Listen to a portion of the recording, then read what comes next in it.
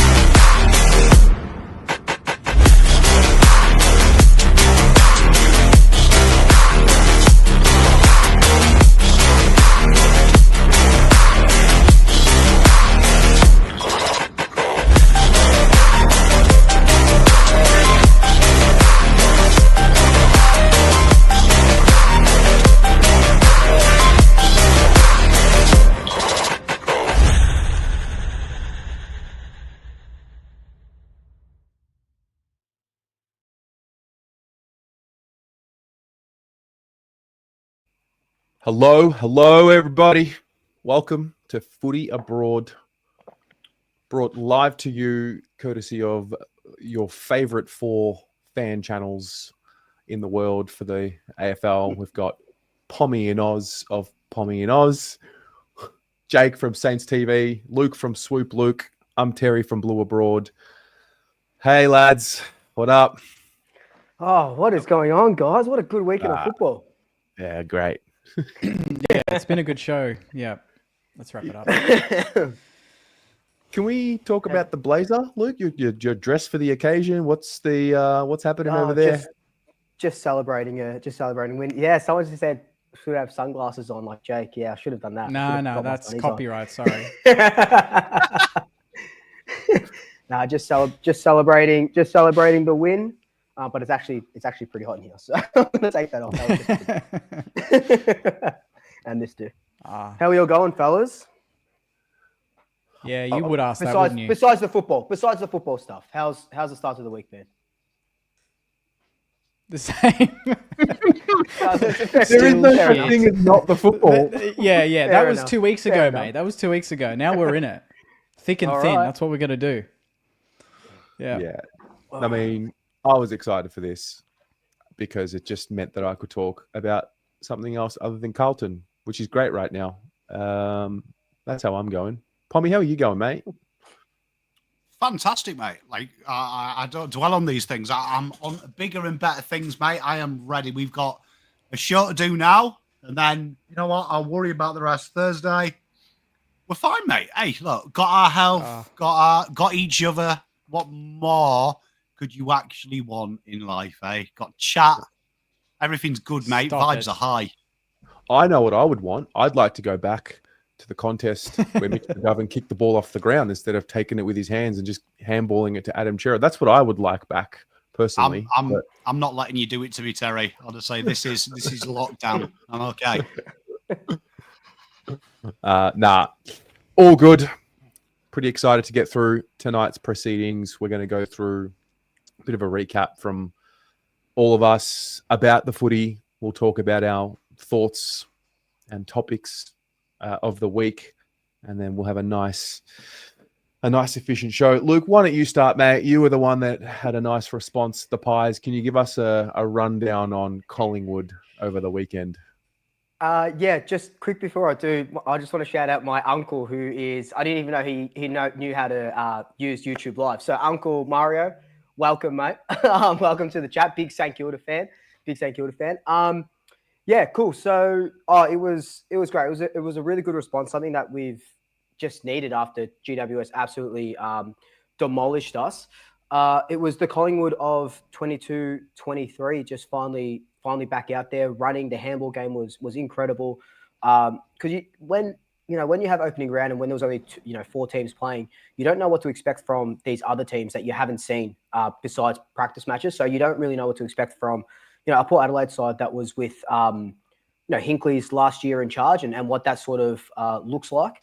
But yeah, we just absolutely put them to the sword. It was probably a 4-quarter performance that we haven't seen for over a year or so. So yeah, no, it was really good. The Triple M's kicking a combined 10 goals was really nice as well. And yeah, it was just good to see Collingwood football because last week it just wasn't what we were doing. And this week, yeah, finally got to see it. And yeah, bring on the doggies on Friday night. Wow. That was smooth. That was a good summary. Which Collingwood is the real Collingwood? Do you think you're going to see more of the weekend, or do you think somewhere in between first week and second week? Yeah, I think it will be somewhere in between. The Giants really took away our handballing game and that sort of speed that we do have. They forced us into a kicking game, which we're absolutely terrible at. Port Adelaide didn't force us to do anything. They just let us run amok, kind of like what we did to the Giants last week. We let the Giants run amok. Yeah, it'll probably be somewhere in between that. If teams can take away our running game, you'll probably see a little bit more like the Giants game, dishing up, hopefully with a plan B, plan C, plan D. But if teams don't put work into stopping that handballing game, you'll see more like the Port Adelaide game. Not 90-point wins, but just that run and speed and carry through the corridor. Yeah. Jake, what happened, mate? Firstly, Adelaide, they could actually be pretty good this year. I'll give them that. I'm trying not to get sucked into the hype because it's happened before for other teams, but geez, they're good when they're up and running and they're fully fit like that. That's a hard team to stop, genuinely. I did expect more, at least in the point of effort and pressure and application. Maybe not so much getting the win on the scoreboard because, I mean, it would have been monumental with Max King, Sharman, Owens, Butler, all out of the forward line. And even with them, we're a low-scoring team, so you take them out and it makes the job that much more difficult. And, yeah, just maybe that's... I mean, to a lot of Saners, that was exactly what they expected, to be honest. I wasn't necessarily expecting halfway through the third to think that we were going to potentially get done by 100 points, which is exactly where my mind was going because it blew out very quickly. But it's round one. I'm trying not to just, be too harsh on them until we get players back. But at the same time, there was some efforts there from senior players that was not good enough. The young players were doing their job and they were playing. They're learning the ropes. They're getting the ball. They'll make mistakes and you've just got to deal with it. But it's interesting, even the commentary and post-game, a lot of the rebuild terminology is kind of like slipping into the way people talk about us. And I'm like, is this like a weird soft launch of a rebuild? And they've just kept this under wraps and it's just, they don't want to say exactly that's what it is, but maybe that's what it is, So we're in a, interesting situation where like we picked Zach Jones over Boxall, who had a great preseason. And it's like, that's not really rebuild. That's not screaming rebuild to me. That's screaming Ross still wants to win these games. But then we play an underdone Rowan Marshall. And honestly, I wouldn't have played him. He was on one leg, the poor guy. Like, it just wasn't going to work. And Isaac Keeler's waiting there. We don't play him. So they say rebuild. They don't. It's a bit of a mixed bag. But the result is the result. We've got Geelong on Saturday night and we've had a good record at Marvel against them. But yeah, they started the season really well, so it's going to be a monumental ask. But the young guns were good. It was the senior players. Jack Steele, Brad Hill, 1 disposal in 2.5 quarters, 3 quarters. That's unacceptable stuff. That's unacceptable. That's interesting. I filmed today with Ari, a show that we do that goes out on Wednesday, and I corrected him because he made a quick reference to, Saints are in a rebuild. I'm like, no, they're not. But I guess I should ask you, like, you're not in a rebuild, are you? Well, depends on what your view is of there's rebuild on the fly. That's what people say Geelong do. There's rebuild like Richmond, where it's a clean slate. You're really just ripping up from under you and you're going, to the draft. We've done the draft 4 years in a row and we're going for free agents. That's not really just rebuild, Yeah. Unless we're so desperate to get those big names to then get the young kids in and still have some stars that can kind of paper over the cracks a little bit. But I don't know, like, I think by the end of the year, we're going to be younger than we are now, because I think we listed the 7th eldest team on the weekend or something like that. But, we had some play. Filippo, like Henry, King, that immediately makes us younger. Mitch Owens makes us younger. So I don't want to be too obsessed with this age thing, because we've seen Geelong and Sydney and these teams. It doesn't really matter. It's the basics. Go back to the basics. Just play football. Have fun. There wasn't a second of that game that our team looked like they were out there just to have fun. It's round 1. It's the first game. I remember playing for South Yarra. We lost every week. But round 1 comes around, you're pumped. You're in the rooms. You want to get out there. You want to play for your teammates. Put on the jumper. Be proud. Travelling Saints fans. And the bare minimum was don't get blasted early. Don't go into quarter time and have the fans thinking the game's done. 44-14, quarter time. First 5 goals, game over. Like, stay in the game. You don't know what's going to happen. Just stay within reach, because teams can crack. That's the game. You would know, not to rip into that, but you would know. Richmond stayed close enough that they got a bit of momentum. Bang. Then they strike. We didn't get anywhere near them to make them nervous, to make them feel some pressure. So hopefully we can do that against Geelong. But yeah, on a side note, irrelevant, but it's my sister's birthday, so I just want to wish her a happy birthday. She watches this show. She loves you guys.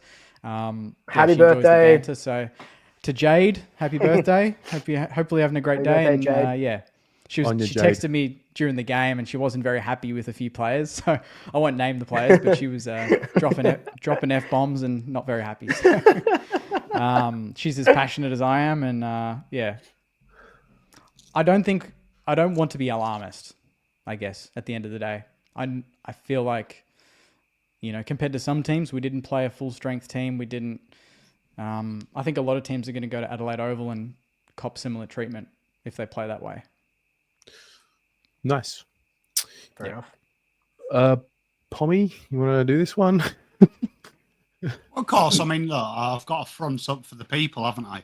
You know what I mean? If those more powerful than me can't, I'd be disrespectful if I didn't. But firstly, happy birthday, Jade. I hope your day is very good.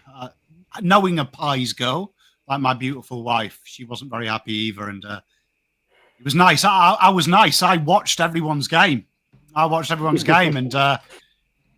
it was nice, Jake, because I had to feel what I felt about Carlton for you vicariously. I was like, great, I've done it twice now.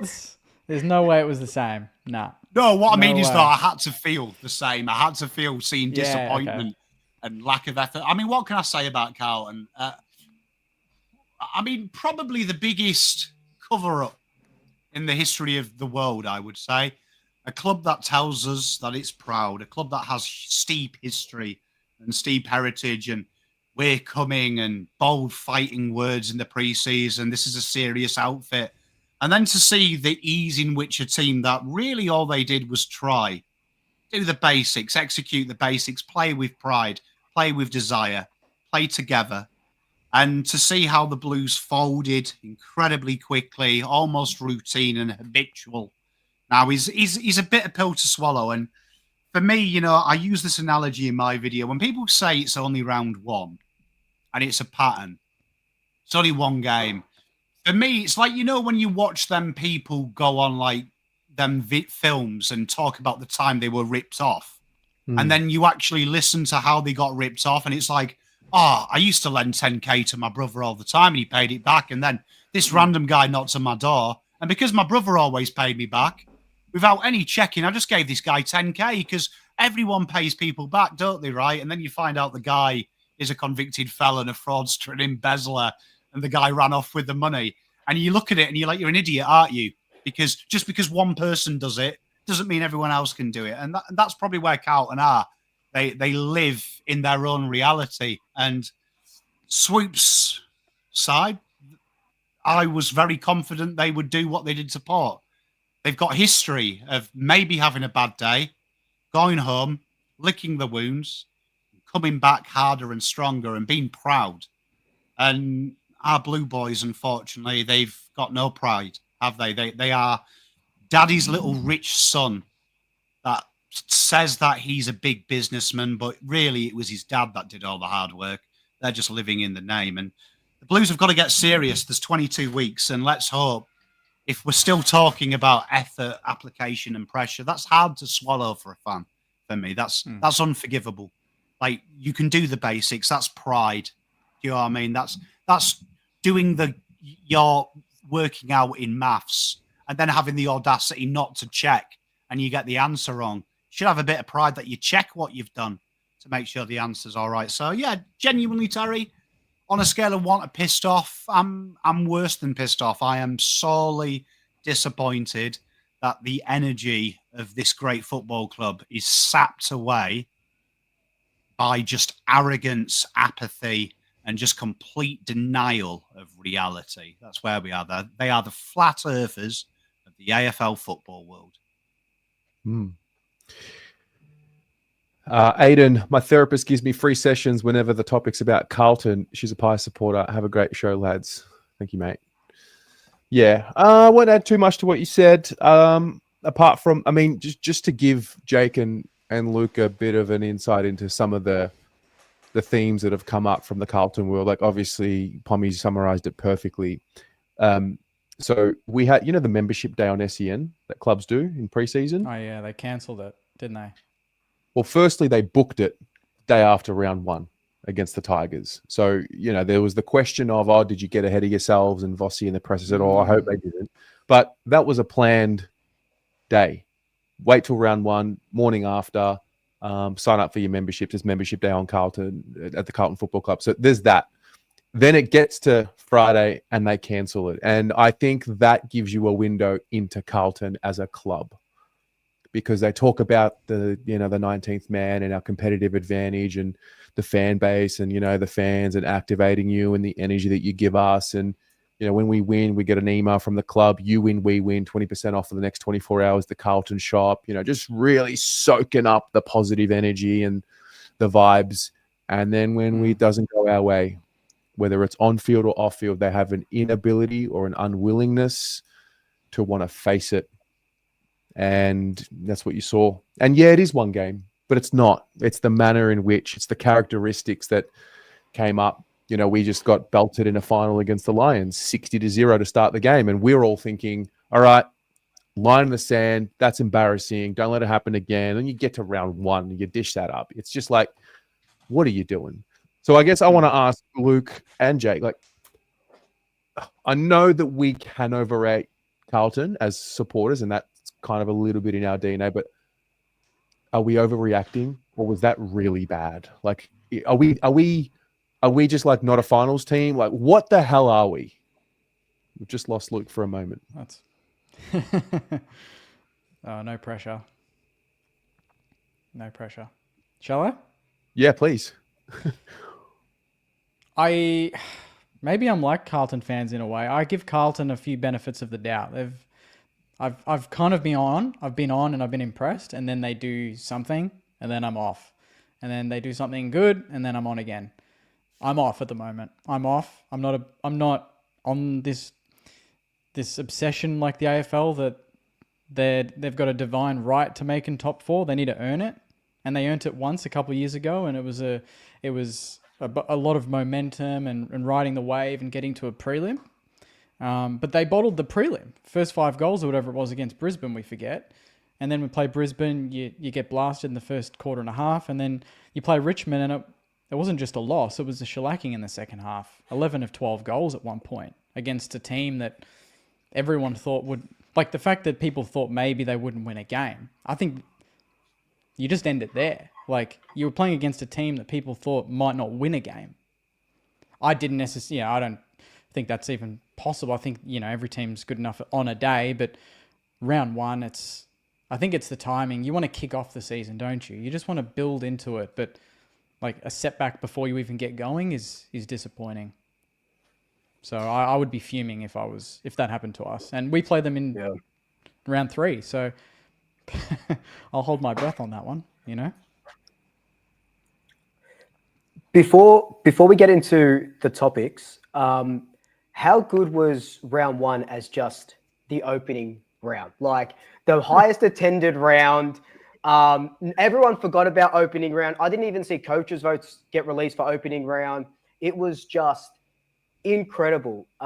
Absolutely. Like you guys got 80,000. The next game was 80,000. It was just, it broke all the records. It broke all the records because people clearly want football. They don't want 8 teams playing in the first fucking week. It was mind-blowing. It was mind-blowing. Yeah. Luke, are the Blues good or are they bad? Don't ask me, mate. No, look, I don't know. Is it an overreaction? Are we carrying on a little bit? I think it is an overreaction a little bit. Because you look at Brisbane, they went 0-4. You look at Hawthorn last year, they went 0-5. Albeit against, like what Jake said, against a team that people said weren't going to win a game, but it just shows you the belief that the Tigers had in themselves when they start getting a couple of goals back. Carlton start fumbling, but again, the same thing happened to us last week when we lose by 50 points. Everyone wanted 12 of our players to retire after last week's game, and then we come out and pump Port Adelaide by 91 points.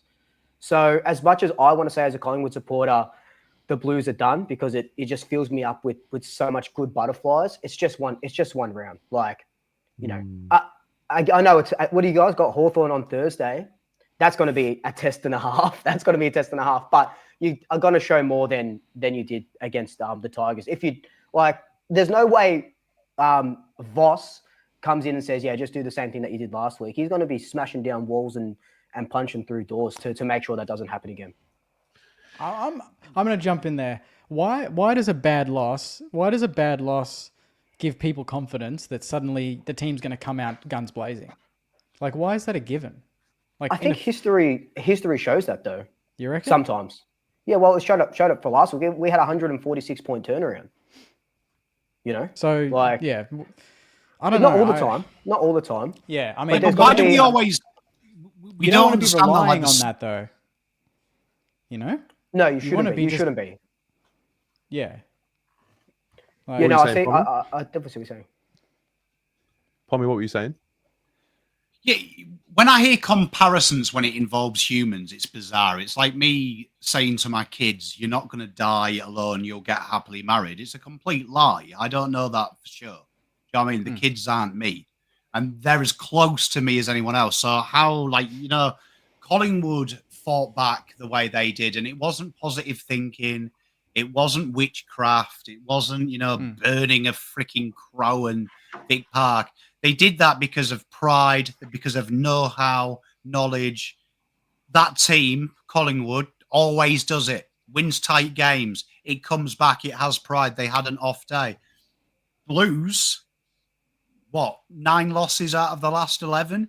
And everyone's like, oh, it's all right. They'll come back. But then I asked the next question.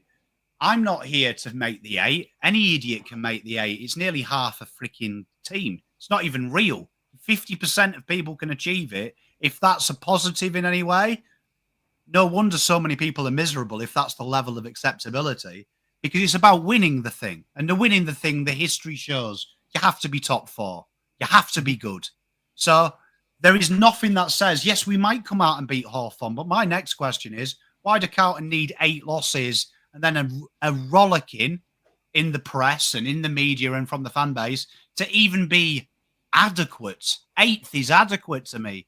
When my son brings me home 6 out of 10, I don't cheer him on. I give him this reaction. Okay, that's good, but how do you think we can get 7? That's the first question I ask him. I don't go, well done, David. You are mundane. That's for not. You're going to achieve all your live streams by being mundane. Because I love him, I expect him to get 8, 9, 10. Because that's what the kid's capable of. Until he looks me in the eyes and says, Dad, I'm not very good at it. And then I'll accept it when I know he's not very good at it. Like, to me, tomorrow will be better. Yeah. Rubbish. It only gets better if you try. And unfortunately, my football club, as much as the fan base will lie to you, as much as the media will lie to you, since 95, they're about as relevant as Gold Coast. Let's be honest. They're about as relevant as Gold Coast. And in the last couple of years, yes, they've shown some relevancy. But the arrogance, the petulance of tomorrow will be better. Why is tomorrow better? Why can't today be good? Because that's what it's about. Elite sport. No, 100%. But don't you think that you need a little bit of hope to go through? Or have you guys, as Carlton supporters, just not seen anything these last couple of years to say that, that's it, round one? Because I watched some of the fan cams, and like, you guys were like, round one, that's it, we're done, we're cooked for the next 24 rounds. Like, don't you think that you need that little bit of hope? Like, okay, maybe, or just a little bit, we're going to come out. We got smashed. There's no way, or not smashed. We lost to Richmond. There's no way we're going to put up another performance like that. You might not beat Hawthorn, but you will show a lot more than you did against the Tigers. Like with Collingwood, whenever you listen to an interview with Fly or whoever came out, they always say, we went back to our process. We're not like that. We're very process driven. Do you guys not see that at the Blues? Is that what you're saying, Pom? You just don't have that evidence, and it's more like a virus running through that club. That's Do you exactly fear Carlton? I'll ask you a better question. Do you fear Carlton? No, I don't. Okay, cool. Well, there's your answer, isn't it then? So what you want about hope? Yeah. I'm 40 years old, Luke. Yeah, fair I mean, I'm 40 years old. I don't need to be told tomorrow it's better. Yeah. Because it isn't going to be better, is it? Unless something is done about it. It's just gotten to that point where it's like, show me something to give me hope, and I'll have hope. Yeah, I think you're past that point of hope. I think it needs to be more, because they've put up with enough. They've lived in the hope reality. That's where I live. You get sick of it at some point because you want to see the proof. Yeah. You want to know what you're going to get when you go to the football. You don't want to be guessing, okay, we might win this week or we might not. On the weekend, I genuinely think we could beat Geelong and then we could get pantsed. I'm sick of thinking like that. It'd be good to know what you're going to get. The difference, I guess, with the Saints, you've got these max contracts to offer still. We've done the investing in the players that are going to be a part of what we, this is it. We've invested in the 6 or 7 guys. If DeConing signs on, this is them. This is it. So it's, at least with the Saints, you got young up and coming talent. You still got money to spend. You got to get some free agents or whatever you're going to do. There's still something there which is going to happen. We're not the end product. We're not the end product. Carlton are very close or there. So they want to get to the final day of the year. That makes sense. Yeah.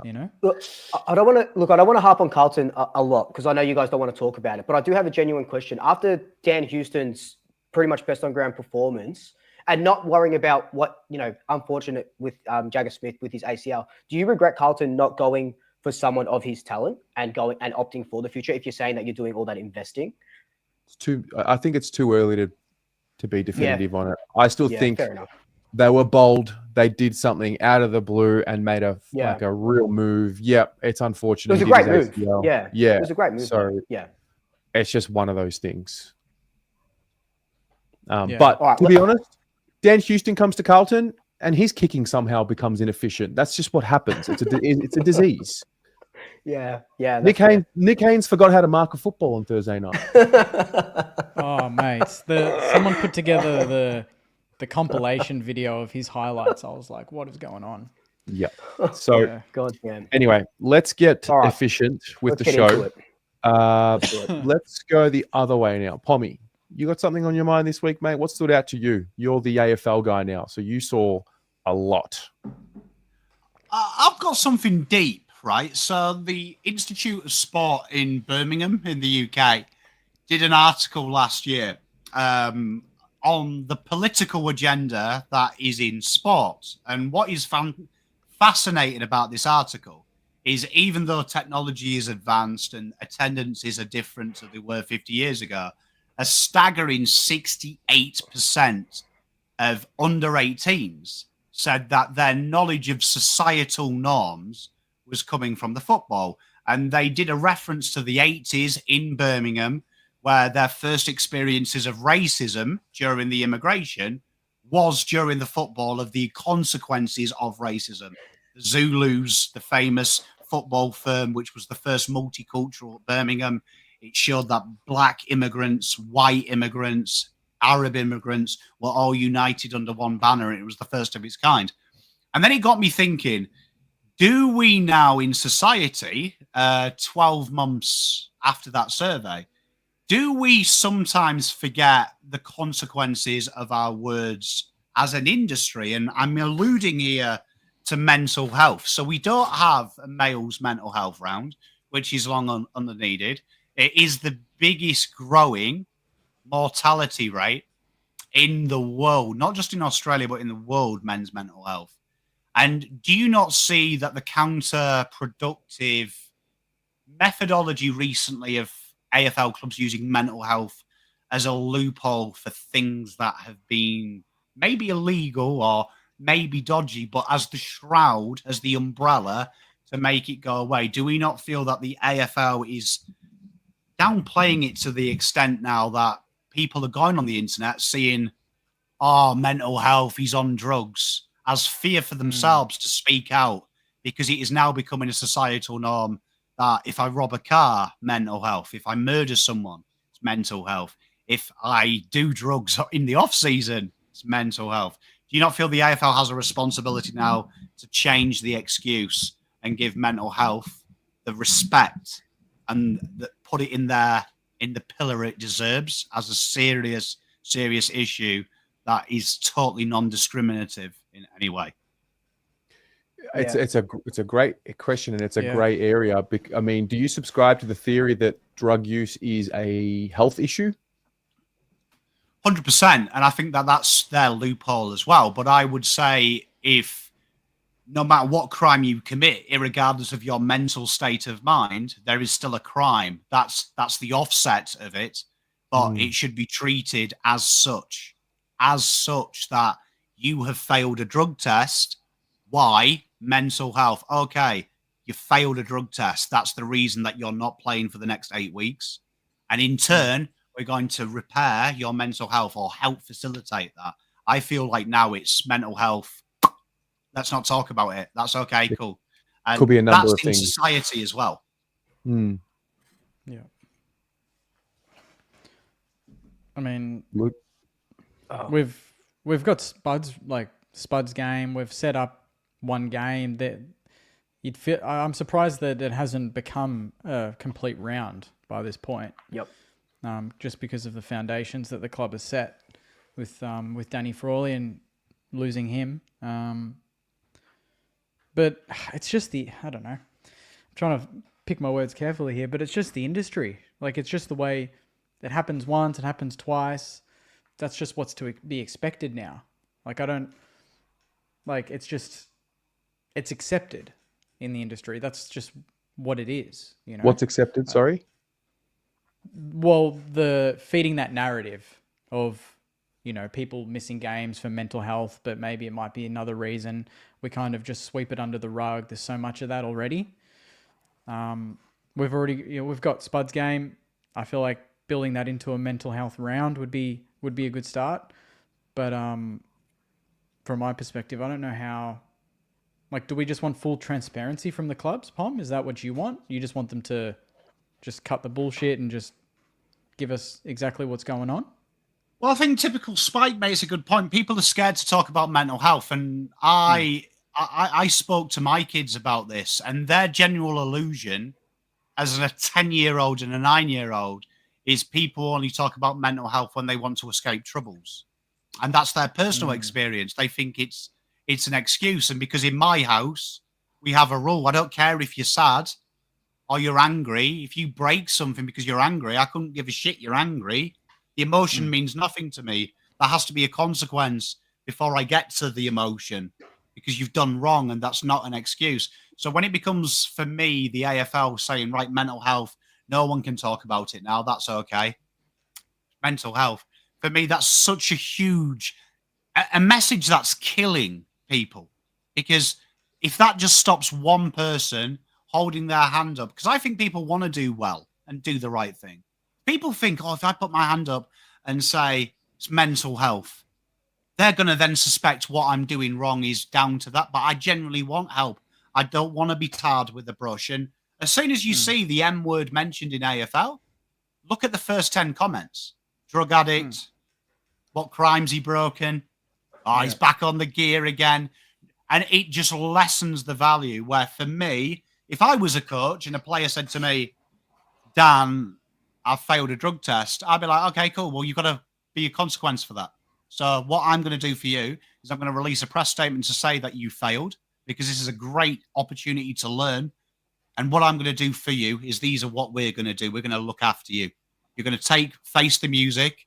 Behind closed doors, we're going to give you the love and security you need so you come out of this not just a better human being, but a better version of yourself. Because I feel like we're scared now of any consequences. It's anything we can find to excuse a consequence. And if you're using mental health, you're killing people. Like that's what you are to me. To me, it's the same as ringing work and saying, I can't go into work tomorrow. My dad's died and he's not dead. It's the same level of excuse. It's disgusting. Yeah. Yeah. I'm big on mental health and being so open with it, especially with, across my channels and, being so open with my experiences and, going to therapy and stuff like that. And I remember, I don't know if it was earlier this year, it might've been towards the end of last year. I was documenting on my Instagram, going to see a psychologist and going to therapy. And I had men message me and say, thank you for showing that. It makes me want to go and see someone now. Like if that's just me doing it and I'm helping one person, imagine what a whole round can do. But what I see from what you're saying as well, Pom, is when they put a drug issue under that umbrella, it does become tarred a little bit. And that is all up to that illicit drug policy. I personally would love to see exactly what you said. Okay, you've got one strike. Say it's one strike. Stop the guessing. Stop the turning off of the comments. Stop all of this, because that hurts more than it does. Like someone in the comments, Tanner Brune's finger issue. I don't know what's going on there anyway, but like, everyone's just guessing. It takes out that sort of guesswork and say, okay, he's got one strike. That's all we're going to talk about it. He's out for 8 weeks.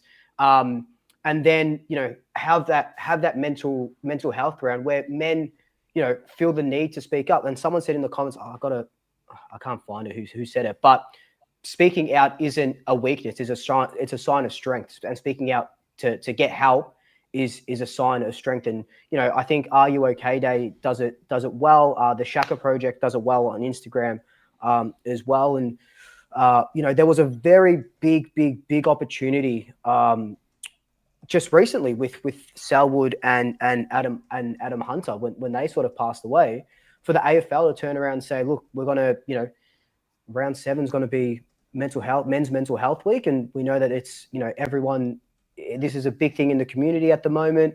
It just needs to be talked about. And I think, if we as content creators or we as in the community, people in the comments and stuff, can help facilitate making a safe space for men and, and for women as well, for anyone, to come out and trust us, to help us or to help them. I think that does go a long way, but the AFL definitely need to do a lot more for men's mental health. 100%.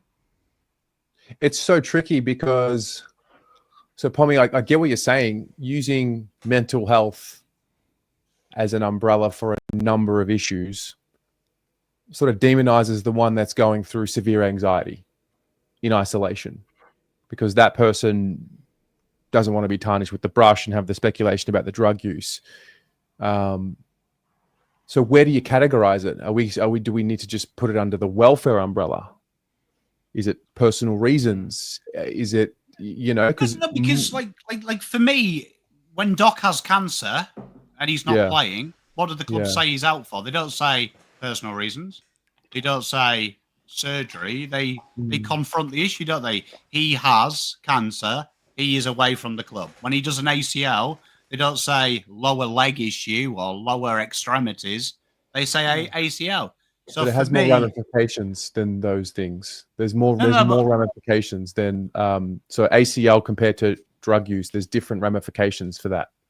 okay, but where you're going with this is like that shame element. And if they suddenly said player X, he's out because he's failed a drug test, it's a shame element, isn't it? Yeah. Yep. Good. Because every action in this world comes with a degree of shame. Shame means you're human. If you feel shame, it means you're not happy you've done something. If you're not happy you've done something, that means you want to fix it. So with the right people around you and the right support network, you should never be scared to admit you're wrong. Do you know what I mean? You're wrong. So I was in rehab for 6 months. I tell you what, no one in rehab was happy they were there. No one the biggest problem people in rehab had was they didn't tell people. They didn't tell people, so they tried to handle it themselves, and they did more drugs. And they did more drugs until the drugs controlled them. So this whole like modern day mindset of why should we protect how you feel when you've done wrong? Because redemption is tough. Redemption is scary. But I would say to these young men who are doing drugs in private, what would you rather do? Would you rather your mum and dad bury you, or you maybe be a bit of a scapegoat that you've been a bad guy? Because with the right support network, the punishment doesn't scare you. Do you know what I mean? When you've got the right people around you, you holding your hand up and saying, I, Daniel James Williams, was a heroin addict for 5 years of my life, has no shame to me anymore because I'm not that person. Yeah. I'm curious. Do you think it's a club led thing, or the AFL as a brand does not want it to reflect poorly on them as a organization? So they're telling the clubs, this is the way we want this to be treated. Like if one club just came out, went rogue and just did it the way you want it, you know what I mean? Like, do you think it's led by the AFL, or is it something the club can change? I think when you look at the Ben AFL. Cousins, and he's quite open about his story, I would say when I hear Ben Cousins' story, that's all West Coast, all AFL, trying to cover up their biggest superstar, doing anything it takes to keep him out on the field over his own personal life. Do you know what I mean? Yeah. So I think it is AFL led. True. And that's another question is, if it is the marquee player in the AFL versus a guy that's just been drafted and played one game, does he get that leniency too? Is it the same across the board, or is it because it's the poster boy? Yeah. No, exactly. I'd say historically we see Jack Ginnivan is easier to be thrown into the fire than it is, say, a Patrick Cripps or a Marcus Bonapelli that fail. And then I think that's an even more suicidal incurring message that if I was in a locker room and the A-list star is doing it every weekend, but if I do it once, I could be delisted. I think that's even more dangerous. So for me, I know people, honestly, you always see people, they come at things from a feminine energy approach. And what I mean by that, that's not saying you're a girl and you're weak. That's saying you're coming from it with more empathy. Too much empathy kills, as the way that too much physicality and too much strength kills. Being a man, don't cry about it. A woman, oh, it's okay, come here. The feminine energy, the nurture. There has to be a happy medium. So for me, there is no reason why, if a player makes the mistake, I will counter this. So says, she's very intelligent. She says, how would a guy feel about having cancer on the front page news? Two differences there. One, Doc has willingly signed up to be a professional sportsman, knowing he's going to be in the back page. That is as foolish as saying a soldier going to war and saying, oh my God, I got shot at, I didn't like it. You kind of know what's going to happen before you sign the contract. So be prepared. Your life is everyone's business, whether you're right or wrong. But the second portion of that is, if I went out now as a nobody YouTuber dad and had cocaine and snorted a line on the back of Rebs and then punched someone and nearly killed them, I'm not going to be protected. If I go to the judge and go, oh, I did a couple of lines though, Chief, there's no big conglomerate saying, that's 40 touches on a weekend. Can't arrest him. Can you fine him?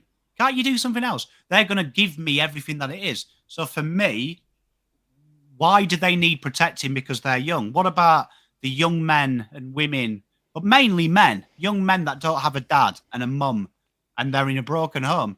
that we're opening the door up for them to have a destructive life pattern. What about them? Where's their care and consideration? Why do we care more about a 6-figure opportunist 21-year-old and what message that's sending to the world and protecting him over the influences he's giving to the young people? For me, I think that's a big thing.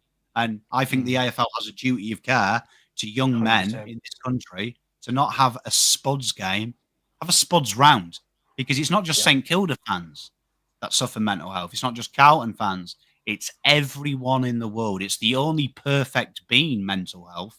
Doesn't care if you're rich, you're poor, you're black, you're white, you're Christian, you're Catholic. It will attack you whenever it wants. So why can't we have a whole round dedicated to it? And why can't we have some ownership? Because I'd rather be a drug addict playing for Carlton Football Club than a drug addict as an apprentice golf professional. Tell you which is easier. It's the football club. It's easy. You've got people around you.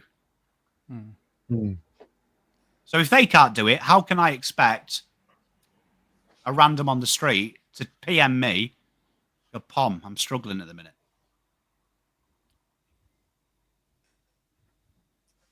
Yeah. That's very good. It's very good conversation. And you know what? Yeah. Big shout out to Mitch and stuff like that. We've made some new friends on this channel. And you know what? We have a nice little group chat between us all where we do chat life and to meet some young fathers and stuff like that. To me, that's what this is about. This isn't about views, money. I can hand on heart say I couldn't give less of a shit about that. Knowing that there is some good young men and some young women who watch the Pom in Oz content and knowing it gives you just the smallest bit of solace when you need it, hats off to you all. So we're all in this together. 100%. Spot on. Luke, what's on your mind this week?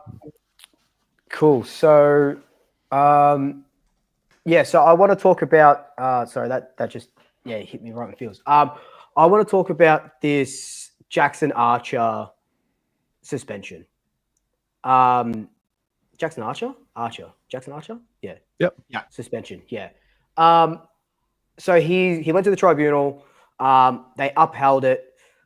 I think it's absolutely ridiculous. The incident was bad. The incident was really, really bad. Also, a bit part to that was, do you notice that now that the Fox Footy and Channel 7 are replaying these brutal injuries where last year they weren't?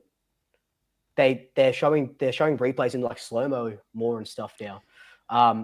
But that's interesting. Neither here nor there. But yeah, so this Archer incident, so it's been upheld 3 weeks.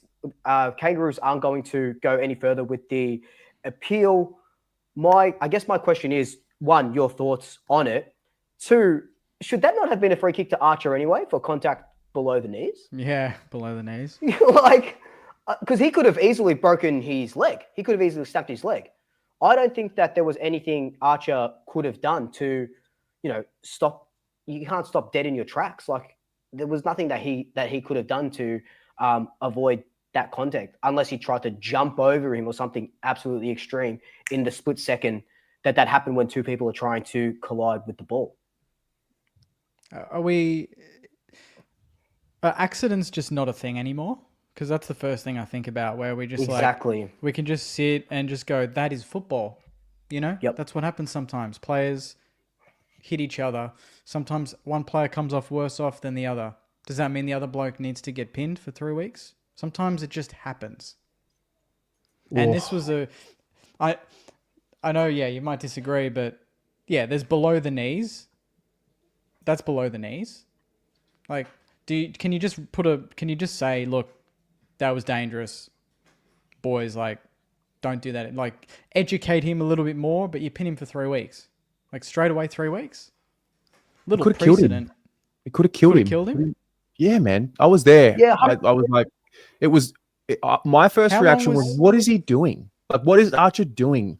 That was my first reaction. He sprinted from a far way away. And my first reaction when he hit him, because you could sort of see some sort of collision was happening for sure, the way he sprinted into that. And when it happened, it was awful. It's like, why would you enter the contest like that? I think he has a duty of care. I think there has to be a consequence for the action. He it severely knocked him out. I don't know. I've only seen that just a couple seconds before the collision. Did he actually see? I didn't watch the game, so I didn't know how far that he ran into that contest. I only saw that. To me, it looked like he was just there, and it just had happened because he was going to contest that ball. Yeah, I don't think he intended to knock him out. No, 100%. No, 100%. But I do think he intended to impact that contest, and he's a tough bugger, and he sprinted at his top speed for, I would say, at least 25 meters, like top speed, and you just sort of knew something was about to happen, and then, yep. There was maybe a bit of a slip from Cleary, or Cleary got the ball first. And Archer, I mean, Archer could have ended his career as well. He's like, his kneecap could have been busted and on both ends. I think there had to be a consequence. Can I throw in though? All the ex-players and recently retired players say that he was doing the right thing, Archer. It was a hunger to get to the contest. There was no arms, legs up. He was doing the right thing by the book, which is their argument. So, like, to give another example, what would happen then in this situation? Let's say you fly up for a mark, right? And the natural position is you jump and your knees bend. At the point your knees bend, what happens if someone trips over, back of the head goes into the knee, knocked unconscious, but I've done the right thing. I haven't meant to do it. I've gone for the ball. I've done the right thing. The ball was being kicked to me. The opposition player lost his foot in and with momentum went into me. Because I agree with you, Terry, but what do we ask the players to do? Chase the ball, run with speed, run hard. And I think you watch that, Jackson's eyes never deviate from the ball. He's trying to get there before the other guy in a losing competition. So my fear is when you create the indecision, history shows in rugby when they changed the tackling rule, injuries got higher because players weren't quite sure. So some protected themselves, some didn't, expecting everyone follows the rules. And then we had a wave of injuries. That's my fear now. Well, I think I think clearly what's happening is we're trying to remove the brutal hits that that you can reasonably foresee could cause injury, particularly when the head gets hit. If you're going up for a mark and you get pushed and you slip and the knee hits the back of someone's head, yes, there is space for that. I just think Archer knew, this is my opinion anyway, I just think he knew that a collision was coming. He intended to hit the contest hard, which so he should. You coach to do that. But the way he knocked him out, there had to be a consequence. But we see that, like my argument is, I understand, I think you make perfect sense, Terry. But we see that where a player doesn't go to the ground and they just butt shoulders and everything's fine. Maybe 70 times a half. Like for this occasion, Cleary's gone to ground. Archer hasn't deviated. The AFL itself said they're punishing him because they didn't think he made enough intent to slow down, which I think is even more stupid when you say that. But then you look at that's what they've argued. That's what they've said. They've studied. They've upheld the fine because they don't believe his excuse is good enough, that they cannot see him making any perceivable method to slow down, right? And that's what people have also kicked off. Ex-players, ex-coaches have said, well, that's just ridiculous. Do you know what I mean? Like, it happens so quick, and he's a quick player. But then I also say the inconsistency. To me, if I'm playing football, I expect the trouble to come in front of me. But Tom Lynch was a week for just doing something nasty off that really wasn't, you wouldn't expect. TDK can't prepare himself for an up and under motion to the chin. That's not normal football. So then I always say, if you are protecting the player, why isn't that 5 weeks? Because to me, a bump that hurts someone should be even more because there's no need for it. Yeah, and it's more of a natural action. Yeah. I just want to read what David Zeta posted about this and what the AFL or what the tribunal found. It says, in those circumstances, Archer approached the contest at excessive speed, giving himself no reasonable opportunity to avoid harmful contact with Cleary.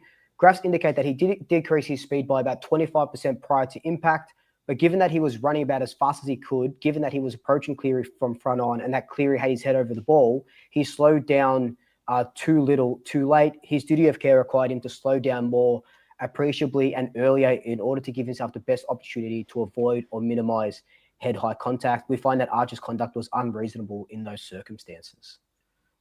Was their conclusion. They're He basically did slow down. saying he just got it wrong, thinking he would actually make the contest before Cleary, and he should have known that he wasn't going to be first to the ball, and therefore should have done something about his speed. About avoiding it. Yeah, pretty much that's what they're saying. We acknowledge that the rules encourage players to keep their feet to a certain extent, but this does not always happen. Players should be taken to be aware that it does not always happen. So players frequently go to ground. Yeah. So they're saying that he should have, even though he slowed down, it was too little, too late. He should have foreseen that that Cleary was going to ground, that he had already had a knee on the ground, is what they argued and why they upheld it. And the Bulldog player was he getting tackled already? Yeah. So he was under the pump already, right? So he was being chased. The guy wasn't making contact. Chased. Yeah. Oh, right. Okay, so in my opinion, Jackson had to cover the ground. Okay, because that was my next question, was if Jackson does slow down and he waits for the Bulldog to get the ball, then what happens? Is it then just an easy tackle for him? Does the Bulldog get away and then a scoring chain starts? Because then you're like, well, so you want me to slow down and give the opposition a chance? You know what I mean? Like, so I was just curious if Jake, it's one of them. It was a two against one too. If it was St Kilda or Carlton, it's one of them that we would be doing a review video and going, what is Jackson Archer doing here? Luke Cleary's got away from the defender and he's not closing the space. He's chickened out of it. Disgrace, not next week. So, my opinion. Yeah. I mean, if that's a grand final, area. Yeah, it's outcome focused a little. I mean, he got concussed. He's gonna miss the week. The Bulldog player, I think. I don't know the finer details. He's gonna miss a lot of time. I think it was bad, man. It was bad. Yeah, it was. When like there's certain things that happen in game, and the whole crowd just collectively, no matter which team you're supporting, it was pretty bad. Yeah, like it was just like an immediate rush to get him on the stretcher. It was, I thought Archer had broken his knee as well. It was just a sick collision. Like, there was an element of accident to it as well. And it's hard when you just keep, when they're adjudicated based on slow motion footage. It just makes it really difficult. I find it fascinating as well. Luke Cleary himself said to Jackson Archer, you did the right thing. You're in no trouble there, mate. Good knock. Yeah. And Beveridge said the same thing as well. Beveridge said after the game, I don't expect this to be at the MRO. Wow. So to me, that's how stupid it is. If the people aren't complaining about it, why is it there? Because I wish all players were like Jackson. Hunger to get to the contest, bust a gut. Sometimes it goes wrong. And Double Dummy in the comments said something as well. He said, or they said, if he doesn't go that fast, he's dogged the contest, which is, know that if he was running and he stopped and he moved, Kane Corns the next day, they are absolutely belting him. That's a fantastic point, because I'm just picturing the amount of times a player's going back with the flight. He has no idea that pack's there. And say he shits himself, right? And he pulls out and then the pack comes. Yeah. You're exactly right, because they're going to hit him and say, what a wimp. Nah, he should have gone back with the flight with the two blokes coming at him with his knee and cop a concussion because he did it for his team. So it's like, okay, put yourself in the firing line here. We're get stretched off, but wow, that was admirable. That was gutsy to put his body on the line. But, they pick and choose these situations. So you can wimp out in one, you can't, I totally agree that was a great comment, because I've got flashbacks to seeing players that pull out of those contests because they know if they go for it, they're putting their they're going to cop it, and they're going to remember Zach Merritt? Do you remember Zach Merritt? Kane Corn's hour-long thing of finding every time Zach Merritt slowed down in a contest. Yeah. So, but then we say he's got to slow down there. So it's just another inconsistency in an inconsistent AFL world. So surprise, there'll be more to come. Yeah, as long as this, and I guess the biggest watch is because it is round one, let's see if they do this for the rest of the year. Same with Scrimshaw. Scrimshaw, his 3-week ban has been upheld as well for concussing. I don't know who it was, but he went up, with Ridley. the arm around and concussed. Yeah, Ridley. Yeah. And he's 3 week, and that's fair enough. That's, I guess, there was no contact with the ball. He swung around. Like, is that fair? Like, it's classic grey area sort of AFL tribunal stuff. Like Michael Christian has the right to say it's rough conduct and whatever it may be, but the tribunal can throw it out or whatever. But would I be correct in thinking as well, if Luke Cleary had protected his head, say he'd huddled up and say he'd just taken the legs out, that would have been a free against, wouldn't it? And we wouldn't be talking 100%. About it. Yeah, it'll be Archer's free kick. And then clipped him, then it would have been Archer's free kick. And no doubt the article would be, we've got to protect the players' legs. One day, one of them's going to break a leg and ruin a career. That'll be that's why it was in, right? Because of Rowan. Yeah. So it would have been Archer's free kick if there was no damned if you do, damned if you don't. Exactly. So if you're a footballer out there, shirk the contest, face the fan wrath. If you're not, if you don't care about the fans and you care about the fines. Yeah. Well, we're going through a generational change of the fundamentals, because you're taught to not go to ground. The way they're teaching in the juniors needs to change, but that's going to take a while for it to translate into the league. And I just think we're in this transition phase. The new way to break the tackle now is to drop. That's the new way to get out of a tackle. Drop the knees, scoop it out.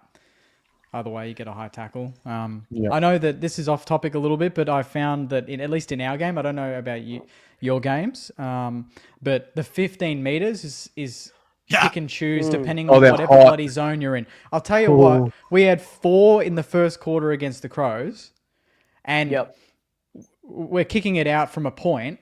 Every kick, play on. And then Naz hacks one, goes shorter than all of those, and Fogarty marks it. It's a mark. It's like if it's the attacking team's benefit, it's a mark. If you're in the defensive half and you're trying to get it out, it's play on constantly.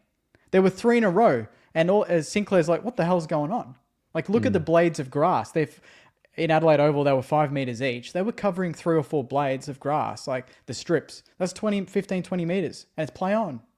And then they kick it 8 meters, and it's a mark for Adelaide. So I don't know why, if they just want the games to be constantly in motion, that they just don't give a shit about the distance. But that was the one that jumped out in our game where I was like, what is going on? Everything's play on? Can I ask you a question, Jake? If it was flipped and it was just Adelaide, because I would admit Adelaide hardly got called it. But if it was Adelaide, would you be complaining about it?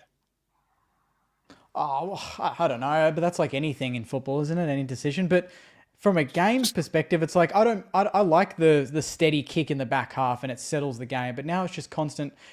All the players think it's a mark too, so everyone stands still and everyone's assuming, and then it's just play on and puts the player under pressure. But it's just the defensive team getting it out. I don't see it between the arcs. It wasn't in the midfield. It wasn't anywhere there. It was just anytime we were trying to kick it out from the Adelaide Crows forward line, that's where it was play on. So they know. Because it was Nas, wasn't it? 65 out from goal. Who he took the mark and the umpire blew not 15.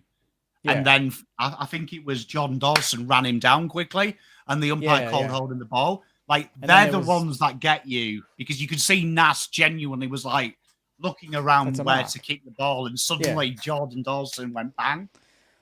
But we'll see this week if it's a hot topic again. We'll see on Saturday night. But that stood out to me. Clearly, it's a focus for some reason, but that's not my topic. I do have a topic. All right, let's go to your topic. We've got about 30 minutes, I reckon. Let's try this will be a fun one. This will be a fun one. Yep. I just thought about it, but I don't know about press conferences and if you guys watch them, but everyone knows that they don't have mics, right, with the journos. So that's a piece of shit. You can't even hear what they're saying, right? I don't even know what they're responding to. But that got me thinking, guys, because we're creatives here. We run AFL YouTube channels. We make thumbnails. We put tunes to the videos. We make reels. Swoop's genius at them. Graphics. We do it all, yeah? We've learned this as we go. We didn't all just study this. We kind of learned it as we go. So my question to you boys is, what's one aesthetic change you would make to AFL content if you ran the AFL socials? Because we run it. So for me, it's like presser audio needs to be crisp. You need to be able to hear the questions. The scoreboard was the big one that everyone talked about a week ago. And why did they change it? Me, with my social cap on and copyright stuff, it was like, I reckon they made it bigger so that when people like us make reels, the scoreboard's in there because it's right down the middle now. It's not on the top left. It's visually there. So it's almost easier for them to know. That's Channel 7 footage. That's Fox Footy footage. I'm like, I'm full zooming in, like pixelating 100%. that to 100%. It was so easy to crop it. It was so easy to get the reels. Now the scoreboard's there. It looks like shit. And then there's the general broadcast. So my question to you is, what's something that visually, just something creative that you'd go, why aren't they doing that? Why isn't the mic there? Why isn't that looking better? Because we do it every day, don't we? Can I go first? Yes. I think I think AFL content's missing a lot. And I think we will take over because we are used to it. There's no live chat. We're still being spoken at. I remember when Twitter started coming out, people would say, oh, send in your tweets, and they would read out tweets. They might put them on screen. Have a live chat. It's the most, I believe, audience, you can correct me if I'm wrong. I believe part of the allure to footy content creators, yes, you get the authentic experience and all of that, but you're in the live chat and your comments get read out. You're having a conversation. I'm talking with you, not just at you. And I think that's that's such a good call. But I don't think they're equipped, the ones that are in the media right now, to do it. It's a skill. It's an art. You need mods for sure. But it's an art. Radio, Fox Footy talkback radio after the game. You mean the fan cam? Well, yeah, exactly. But like SEN do it. You hear the Nuffies call up and they're losing it. Yeah, Fox Footy, it's very sterile, isn't it? It's very protected. It's just what they say. That's what goes. They don't expand from that. So I like the live chat element. That's and that's an easy fix. That's the thing, is a lot of these things, like the mics in the presses. For me, I'm like, these journos do interviews every day with mics. It's part of Channel 7 broadcast. Fox Footy. Like, just put a fucking mic. All you hear is, hey Ross, Ross, do you mind if I want to?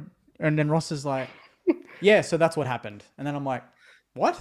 What happened? What happened? And so what's the injury with this? 2 weeks. I'm like, who's injured? I don't know. Like, I don't know shit. You can't hear anything. Yeah. Even subtitles, you put it on, they don't know what's going on. So yeah, I don't know. That's an easy fix for me. What about you, Pom? What would you fix? You know what? I think something really simple. Red button on all live footage that you could just hear the crowd ambience. So no. Yes. The old music. days. Yeah. Some microphones in level 2 hidden up. So you can just flick it on. No noise. Just listen to the crowd noise and just really get into the game. I think having that option would be fantastic. You missed footy from back in the day when they used to do that, or did you get to see that? Fox Footy used to do it. You could just put the atmosphere on, no commentary, and just listen. I'm guessing it's the same as the UK. We had that for Sky Sports. Yeah. It was press the red button and you could just get the fan noise. And they had it sophisticated. You could actually do the home section or the away as well. So they could actually just have the mics in the away section, so you just hear the good chants. That's sick. Or the home chants, so you could have the whole ground. And then they used to sync it to radio as well for the old people. Because old people love the radio, not the commentary. They prefer the old way. So you could have like 8 different stations as well. I think that's a nice little novelty there to have for people. Yeah, I've got my own idea, but piggybacking off that for a second, and the soccer do it really, really well, is in the soccer, if they don't have anything good to say, they just don't say anything, and they let I love the pitch mics where you can hear the kick of the ball, you can hear the crowd because no one has anything to say. They're not going, oh shit, there's a lull in play here. So Brownie, what was your Vegemite like this morning on your toast? Like, shut the fuck up. Like we don't need that. Yeah. Just leave it. If you don't have anything to say about it doesn't have to. Silence is sometimes your best friend. It's kind of like going on a first date. You don't have to feel the silence all the time. Just leave it. Let the crowd get into it. Hear the ball. Hear this. Hear that, and then say something. You don't have to fill the space. But anyway, my idea would be and I think the NBA do this really well, and the EPL as well.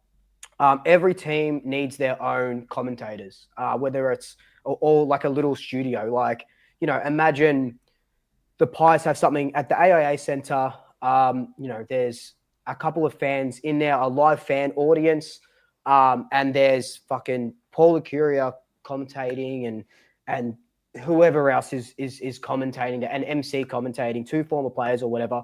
Live fan audience at halftime. That goes live. So at halftime, it goes live to their YouTube channel, live to their Instagram feed, whatever else they want to stream it on. And then you're seeing, then you're getting those, like you said, Terry, you're getting that live chat in there, but it's just Collingwood live chat. It's just what how fun would that be? Just biased fans talking about how bad or how good, the team are, or about how good the umpiring is. And one of us can be there as a moderator as well, which would be very nice. I think I was going to just add to that because then the natural question would be, oh, what about trolls? Well, you set it up in a way where you've got to register to be a part of the live chat. Yes. Photo has to be there, full name. Yes. You identifiable. So whoever's in the live chat, their photo's there, their full name is there. So you want to put your name to something you've written, you're accountable. That way you prevent all the trolls. Yeah, exactly. It's like going to game and they report antisocial behavior and you say something stupid, you get booted out. It's the same treatment online. You say something dumb, you get booted out. Yeah, or make it for members only. You got your membership number there, or something. Yeah, exactly. Something that's identifiable, because that's what you don't want. You don't want some trolls. But I think, that's something that I would definitely change for footy content, because they're trying to make it for the fans or thereabouts anyway. But definitely, that's what I would do. That was a good one, Jake. No, Terry, I have a question. Would you accept? I just had a thought. There was a show in the UK when I was there, Gillette Soccer Saturday, and they had like a kids version, which was like an MSN chat room, and that would scroll all the time through the thing, and it was linked to your Sky account, so you had to log in to the Sky account, and the bill payer had to do it. But they just used to have a chick that would be like this, right? They'd go to her every 2 minutes, and they'd be like, Kane Corns, question here from Says 1864. And that's how they would use the live chat just back then. So that's gone back 12 years. Would you accept that? So the live chat is there and it's scrolling through and she's picking comments that she doesn't ask. But then if they ask a genuine question, she goes back and chooses 3 and goes, this person 100%. Here has asked this. Yeah, that's good. Yeah, make it interactive. Absolutely. Yeah. The live chat element is something else. It brings the audience into the show, I agree with Saz as well. The trolls are the best bit. I don't know what you lot are on about. The trolls. I love them. I do love them too. It's just sometimes they can, there's certain things that they'll say that just cross the line, and you're like, oh, all right. I want to have like Walter, for example.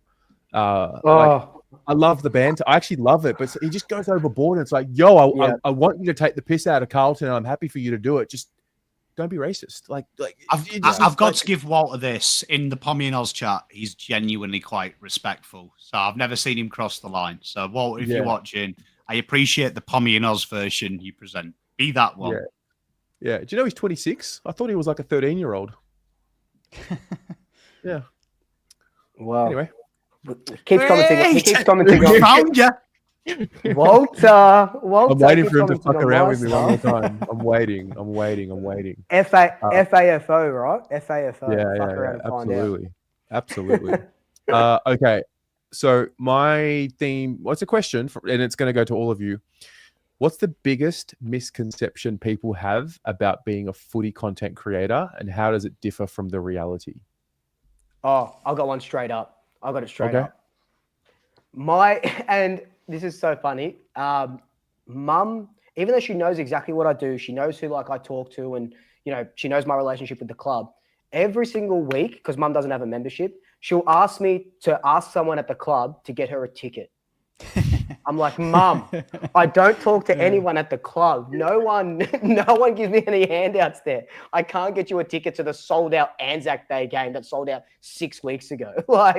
Become a member. Yeah. But I guess that's the biggest misconception is, I saw when we played GWS, I, was as we all are. We're sort of, I wear my heart on my sleeve, and I said, that was a pathetic performance when I put up my full time post on Instagram. Someone screenshotted it, put it on Twitter, and said, clubs should stop giving handouts to these content creators and engaging with them and taking them to games and giving them all this stuff. I messaged him, like, what the fuck are you talking about? Like, the club does nothing for me. Like, I don't get anything from the club. Like, I think in my experience, that's the biggest misconception, is that the club are just so generous with handing out player interviews or free. One time I had to show my receipt for my Legends membership because they thought that this was when the presidential thing was going on. They thought that the club gave me a Legends membership so I could vote. One vote they thought was going to change the presidency. I remember that. So I had to show my fucking receipt. Like, oh my God. Like, oh my God. But that's the biggest misconception for me anyway. Yeah. That would be up there. All interviewing and people thinking you're best mates with every player. And that's why maybe you don't go too harsh in some reviews because you might be in their DMs or catching up for a beer on the weekend because you interviewed them 6 weeks ago. People think that I go watch the game in a box. Like, they think that I'm flaunting a box or something. I'm like, I'm level 3 in the nosebleeds. Like, I pay a membership I think that's the biggest one. Is like, I think, like what Swoop said, that you just get tickets, you get interviews, you get this and that. It's like, we're just fans. We're just fans and we're just riding the wave and we're enjoying it. We pay our dues. We go over interstate and that's not through the club or anything, So I don't know what the weirdest... I'm trying to think of almost the most outrageous request that was someone wanting to meet Eric Banner or something. Like, that's easy to hook up, like that sort of thing. It's more interview-based stuff for me.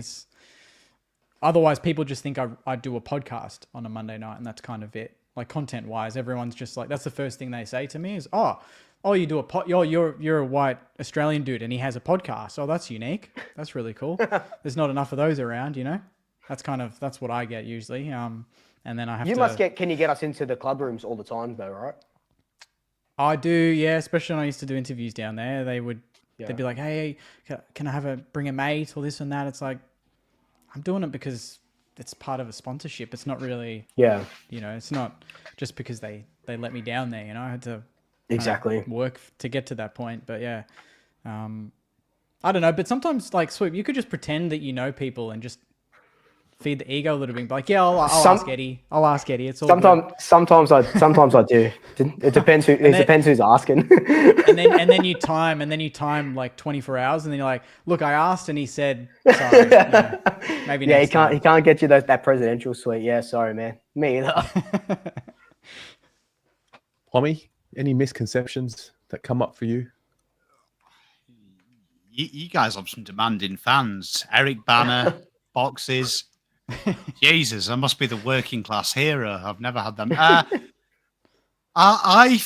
Probably the underestimation of how hard the research goes in. So, like, I keep stats on everything. So, like, just seeing the amount of time I put into a 12-minute video from just a research point of view and an effort point of view, and making sure everything I say is true, making sure everything I say is factual. Like, it's...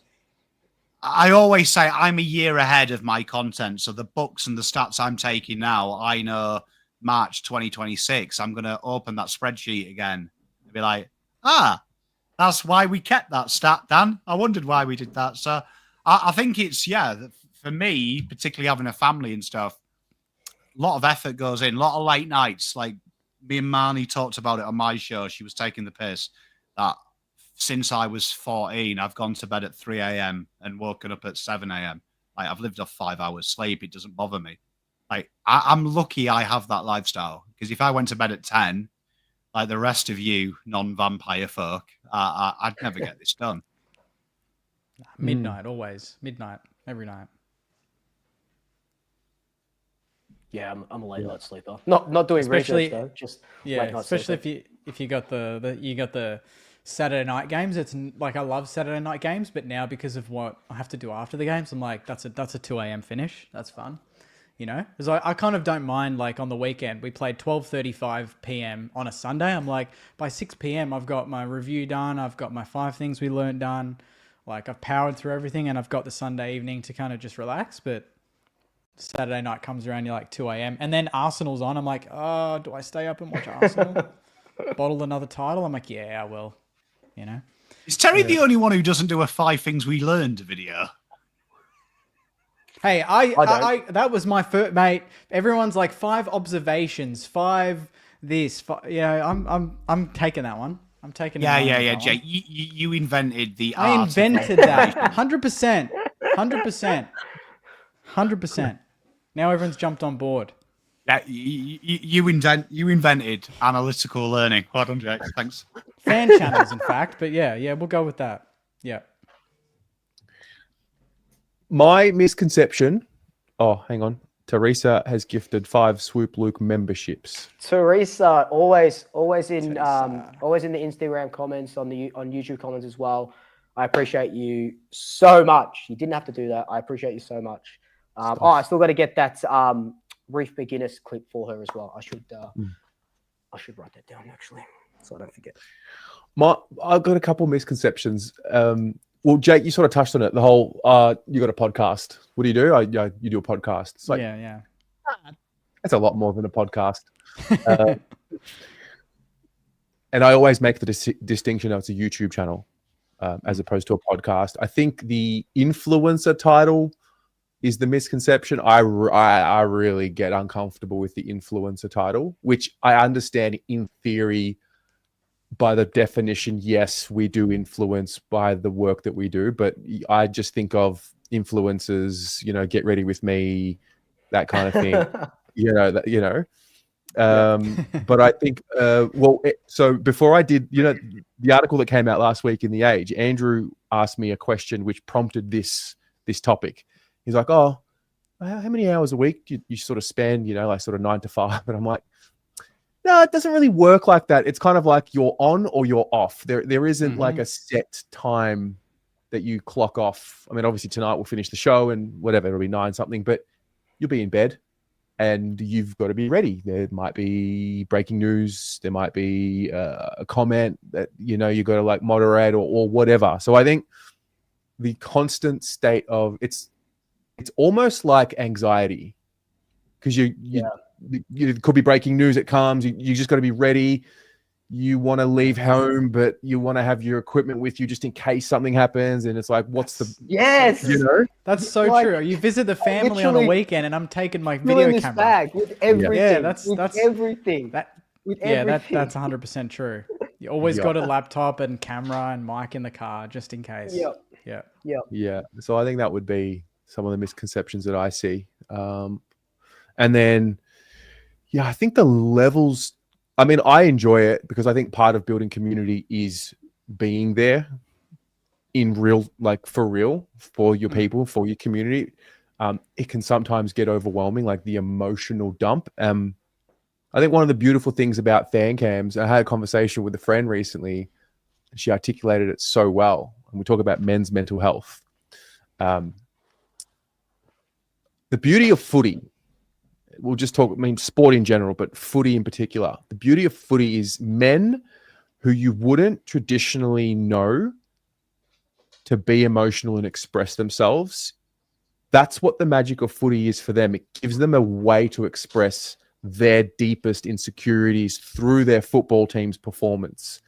And I think that's really magical. And if you watch the fan cams and the way people talk, for example, there's a little bit of a story that every individual is telling based on their own experiences in life that comes out what's valuable to them. So, I think that's the other misconception. Fan cams, people just assume, the Carlton fans are going to like yell and scream and be nuffies, and that's an industry thing too. Maybe it's a bit of like they feel like a bit of a threat because we're disruptors. But I think there are some incredibly intelligent content creators on this show and in general, and I think there's a misconception that you're a fan content creator, you have a fan channel, therefore you must be a stupid nuffy, and it fucks with me. We Terry, appreciate your passion. Yeah, 100%. Terry, can I ask you something just in regards to that I've been meaning to ask for fucking years. How do you find with fan cams? Okay, we'll just take last week as an example, right? You're doing it for a couple of hours or whatever it may be. You're almost like a therapist. Well, not almost. You are a therapist in a way. How do you find switching off like at the end of like a fan cam and not taking all of that on and trying to sleep? Do you know what I mean? Like, you know how therapists have therapists that they go to? Like, Yeah. how do you sort of deal with that? Because it would really fuck with me. It's a spiritual experience. It's hard. And to be honest, that's why I went to Thailand. That's why I want to do the preseason stuff. The preseason stuff for me is to get my mind sharp for the fan cams, to be honest. Because when you lose like that, like you are taking on people's emotion and their soul, and I'm listening. And I think I got it wrong. Hawthorn late last year, I went for 4 hours because I wanted to hurt myself. It was like a self-deprecating thing. Like, let's see how much I can push this, mate. It takes a good 12 to 18 hours to maybe more to like recover. Fuck. Yeah, it's heavy. And then the next day, people that didn't get on the fan cams, they're calling you. They want to have their piece. And so you kind of got to like put the boundary up at some point, but also you got to understand that people, you know, they want your time. So it's a balance. It's tough. It's tough when the bad losses happen. When they're wins, it's all good. But I'm still trying to figure out the best way to fully get through it. I don't think it's good for my health. I don't think so. To be honest, I don't think so either. When you're doing 3 hours of that, like it's a lot to take. It's a lot to take on, man. Credit to you for getting through it and I guess just fronting up, man. Like every single fucking week, no matter the loss, and you know what Pommy said earlier, 9 out of the last 11 or whatever it is, like just fronting up and knowing what to expect. It's not like you don't know what to expect, like your team on a Thursday night. You know what's going to happen. You know exactly what's going to happen. There's no amount of views. Don't get it twisted. Like there's no amount of views or revenue you can make from a session like that is worth the toll that it takes. Stress, 100%. There's absolutely nothing. I would much rather 800 people watching a win because the opposition fans aren't there and it's a good vibe than 2,300 people watching, 40% of which are opposition fans just wanting to watch for entertainment. Like nothing compares. Yeah. Bloody hell. Good question.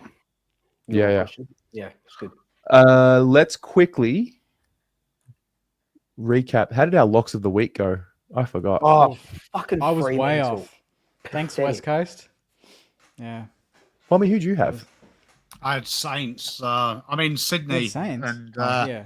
they were a flea's dick away, but ultimately another team to let me down this weekend. Yeah, I was way off. I had the D's, man. I was close. I knew that would show up. Yeah, unlike their fans, but at least the team showed up. Hey, yo. Okay, so quickly, locks of this week. Want to lock any in? Let me get onto the website. I know who's playing. Oh, how crazy is that? I know we knew this was coming, but we've already got a bye. Like Gold Coast don't play the first week because of the cyclone. Ridiculous. They played last week, and now they've got a bye, and then they play again. Fucking hell. Oh God, I kind of want to. Oh, my lock of the week. Nah, I kind of want to say Richmond over Port. I think Port are just done. I think Port. Yeah, you know what? Fuck it. That's my lock of the week. That's my lock of the week.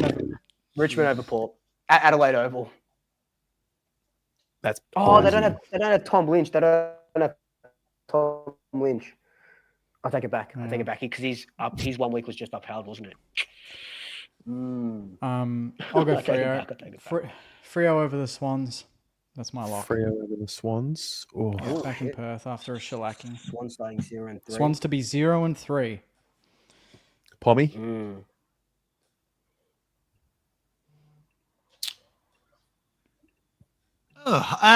North Melbourne to beat Demons. Oh, Party time at the Marvel. I guess you leave me with no choice, lads. No. What's he doing?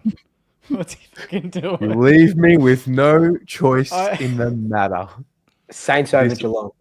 This always backfires. But the Saints will go to Yes. Marvel Nah. and they will beat Geelong because that's where they play their best football. The That's Saints. where we play. We're the last 2 from 2 at Marvel against the Cats, so let's make it a hat trick. Yeah, It can I be was going to done. say Carlton, then I realized, nah, do the Saints. I can't put Carlton as a lock. It backfires every time. It's the Saints. I'm back on Alright. board. Yeah. Yeah, good. Love it. All right. Nice. Good show, lads. Very Good. good stuff. Very good topics. Slay. Very good topics. Yep. Yeah. I like that we got the blend of footy, on field, off field, and then deep mental health, spirituality. Like it was the full picture Full tonight. spectrum. Yeah. Yep. Yeah. It was good. Yep. It was really That's good. what we do. Well done, guys. Yeah. Ladies and gents, thanks for tuning in. Be sure, no matter where you're watching, just leave a like, or if you're not subscribed to the channel that you're watching from, hit the subscribe button. Get around the other channels that you see as well, because you know what? Without you guys, we don't get to grow. So 100%. thank you. Have a great night. Thanks, guys. next week. Thank you, everyone. Go Pies.